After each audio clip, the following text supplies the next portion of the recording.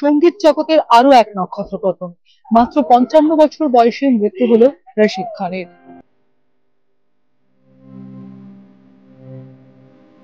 3:45 নাগাদ তার যে শেষ নিঃশ্বাস ত্যাগ হয়, সেই খবর কিন্তু সাংবাদিকদের সামনে তুলে ধরেন মুখ্যমন্ত্রী মমতা বন্দ্যোপাধ্যায়।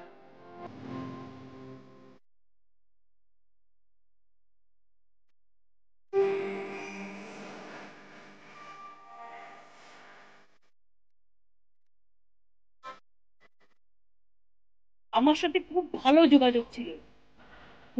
ও আমাকে বলতো তুমি আমার মা। তাই কালকে সকাল 9টায় এখান থেকে বেরিয়ে, পিস ওয়াল থেকে বেরিয়ে 9:30 নাগাদ রবীন্দ্র সদনে শেষ সম্মানের সাথে তাকে আমরা রাখবো। I'm very sad piece. It's the most devastating moment for us all. Biggest loss, please.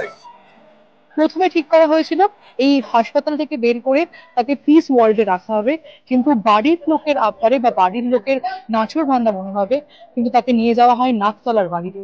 সেখানে আর রাত তাকে রাখা হবে।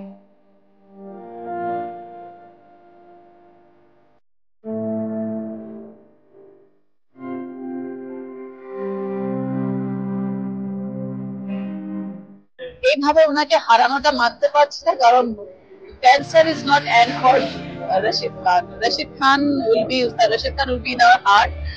সবার মনে থাকবে, শ্রবণে থাকবে, ওনার সঙ্গীত আমাদের কাছে থাকবে, সেটাই আশা করি। অত্যন্ত শোকস্তব্ধ, শক। আমি ভাবতে পারছি না যে ভাই এরকম এত তাড়াতাড়ি, আমি জানি অসুস্থ, কিন্তু এইভাবে হঠাৎ করে চলে যাবে, আমি I just can't come to terms with it. পারিবারিক সম্পর্ক এবং বন্ধুত্ব, এই ক্ষতিটা মানা যায় না। পরিবারের সকলের সঙ্গে আছেন, সমবেদনা জানানো হয়েছে। সত্যি এটা আমাদের বড় ক্ষতি, এবং বছরের প্রথম দিকেই এই ক্ষতি আমাদের। কাল সকাল 9টা নাগাদ তাকে নিয়ে যাওয়া হবে রবীন্দ্র সদনে। সেখানে গান স্যালুট দেওয়া হবে। উপস্থিত থাকবেন বিশিষ্টজনেরা, মুখ্যমন্ত্রী মমতা বন্দ্যোপাধ্যায়ও সেখানে থাকবেন।